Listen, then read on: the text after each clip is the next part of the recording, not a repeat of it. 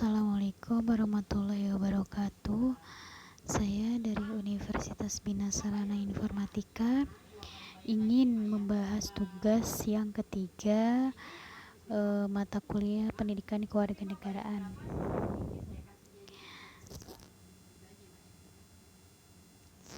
Langsung saja, di sini ada dua soal. Yang pertama itu salah satu tujuan negara terdapat pada alinea keempat Undang-Undang Dasar, di mana negara mengupayakan kesejahteraan dan kecerdasan warga negaranya. Apakah fungsi pemerintah negara sudah berjalan, dan bagaimana menurut saudara untuk mencapai hal tersebut?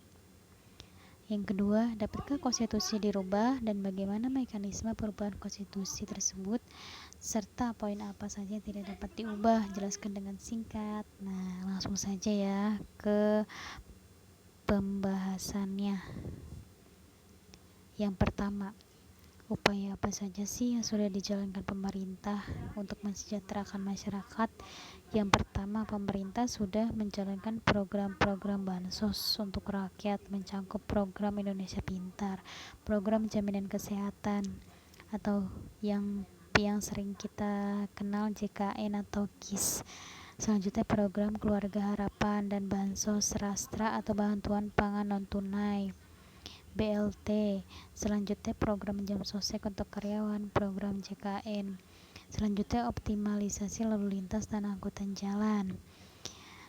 Misalnya itu seperti jalan raya dibuat seluas mungkin dan seaman mungkin demi keselamatan semua pengendara. Selanjutnya, memberi jaminan memeluk agama. Memberi jaminan memeluk agama itu contohnya kita itu diberi kebebasan bagi yang misalnya bagi orang muslim mau diberi kebebasan ketika mau menjelang puasa itu. Nah, biasanya kan suka ada kayak pawai-pawai, keliling-keliling. Nah, terus selanjutnya memberikan keamanan dan keselamatan. Kayak contohnya di kita kan sudah ada TNI dan Polri yang tugasnya untuk memberikan keamanan dan keselamatan. Selanjutnya, upaya apa saja sih yang sudah dilakukan pemerintah untuk mencerdaskan masyarakat? Yang pertama, program Kampus Merdeka, beasiswa untuk mahasiswa, program Indonesia Pintar, mencanangkan program wajib belajar 9 tahun. Menurut saya, masyarakat sejahtera adalah masyarakat yang dapat menikmati kemakmuran secara utuh, tidak miskin, tidak menderita kelaparan, menikmati pendidikan, mampu mengimplementasikan kesetaraan gender, dan merasakan fasilitas kesehatan secara merata, memfasilitasi sarana transportasi, memperluas lapangan pekerjaan bagi masyarakat, memperlakukan masyarakat dengan adil, membuat peraturan yang adil dan sama di seluruh wilayah negara tanpa membedakan tempat seperti perkotaan, desa, maupun pedalaman, dan memaksimalkan fasilitas umum agar dapat digunakan oleh masyarakat yang kurang mampu atau yang sedang membutuhkan.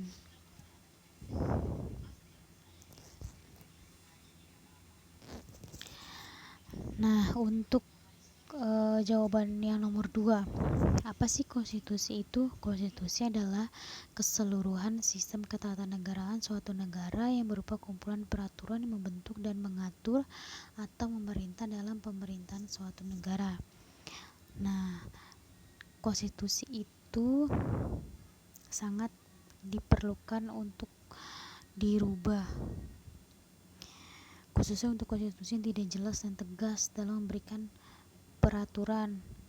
Hasil yang diperoleh menunjukkan bahwa konstitusi Indonesia telah mengalami perubahan beberapa kali, diantaranya adalah Undang-Undang Dasar 1945, Undang-Undang Dasaris, Undang-Undang Dasar 1950, dan kembali lagi ke Undang-Undang 1945 hingga mengalami perubahan sampai keempat kalinya dan berlaku hingga saat ini. Nah, bagaimana sih mekanisme perubahan konstitusinya? Yang pertama, sidang badan legislatif misalnya dapat ditetapkan okrum atau jumlah minimal anggota yang harus hadir dalam rapat untuk sidang yang membahas perubahan Undang-Undang Dasar dan jumlah minimal anggota untuk menerimanya. Yang kedua, referendum dan plebisit. Misalnya, keputusan yang diambil berdasarkan pemungutan suara oleh rakyat. Yang ketiga, perubahan konstitusi di negara federal. Misalnya, perubahan Undang-Undang Dasar dapat terjadi jika mayoritas negara bagian menyetujuinya. Misalnya Amerika Serikat, di mana 3/4 dari 50 negara harus menyetujui. Nah, yang keempat, prosedur musyawarah khususnya. Misalnya perubahan dilakukan oleh suatu lembaga negara khusus. Nah, apa sih konstitusi yang sampai saat ini tidak dapat dirubah, yaitu pembukaan Undang-Undang Dasar, karena di dalam bagian pembuka terdapat dasar dan ideologi negara. Dalam pembukaan Undang-Undang Dasar juga terdapat cita-cita berdiri NKRI. Karena itu, usul perubahan Undang-Undang Dasar sesuai pasal 37 Undang-Undang Dasar tidak termasuk bagian pembuka.